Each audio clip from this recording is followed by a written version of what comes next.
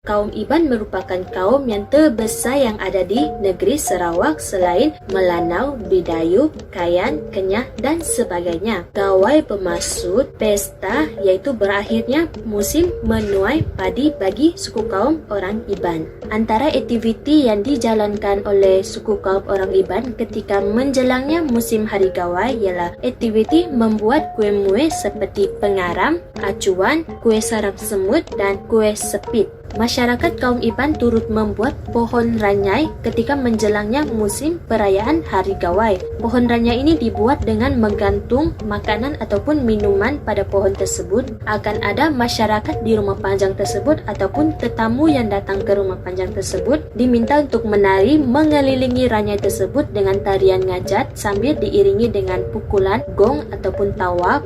Mereka akan menari mengelilingi ranyai tersebut sambil menggunting ataupun memotong makanan ataupun minuman yang telah tergantung di pohon ranyai tersebut sebagai tanda berterima kasih kerana mereka telah sudi menari mengelilingi ranyai tersebut. Ketika menjelangnya perayaan musim Gawai, turut akan adanya pertandingan Ratu dan Raja Gawai ataupun lebih dikenali sebagai Pekit Kumang dan Pekit Keling. Pekit Kumang dirujuk sebagai Ratu Gawai, manakala Pekit Keling dirujuk sebagai Raja Gawai. Penilaian bagi Pekit Kumang dan Pekit Keling ini dinilai dari segi kebijaksanaan mereka ataupun pengetahuan mereka yang mendalam mengenai adat resam suku kaum Iban, dan mereka tidak hanya dinilai dari segi ketampanan ataupun kecantikan yang mereka ada, kerana Pekit Kumang dan Pekit Keling ini akan dianggap sebagai ikon suku kaum Iban. Untuk pengetahuan anda semua, adat miring ini merupakan adat asli orang Iban di mana masyarakat kaum Iban akan membuat adat ini sebagai tanda mereka berterima kasih kepada para dewa kerana telah memberikan kebaikan, keamanan kepada mereka. Bahan-bahan yang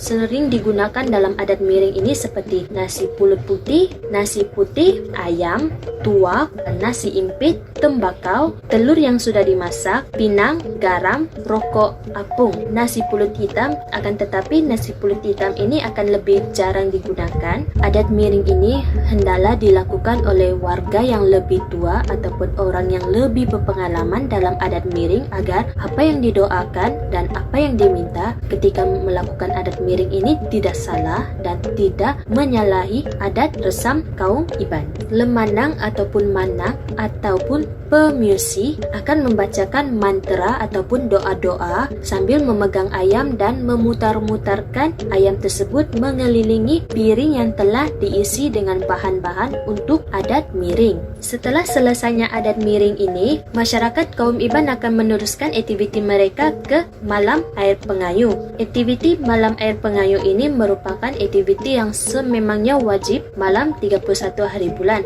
di mana masyarakat kaum Iban akan minum tuak sambil mengangkat gelas mereka sebanyak 3 kali dan melaungkan Selamat Hari Gawai, Gayu Guru Geranyamai sebagai tanda mereka meminta atau memohon agar diberikan kesihatan yang kekal kepada diri mereka dan memberikan keharmonian yang kekal, rezeki yang lebih banyak pada tahun tersebut. Masyarakat kaum Iban di Rumah Panjang akan meneruskan aktiviti mereka kunjung mengunjung antara rumah panjang sebagai tanda mengeratkan silaturahim antara rumah panjang mereka dan rumah panjang yang lain. Sekian, terima kasih.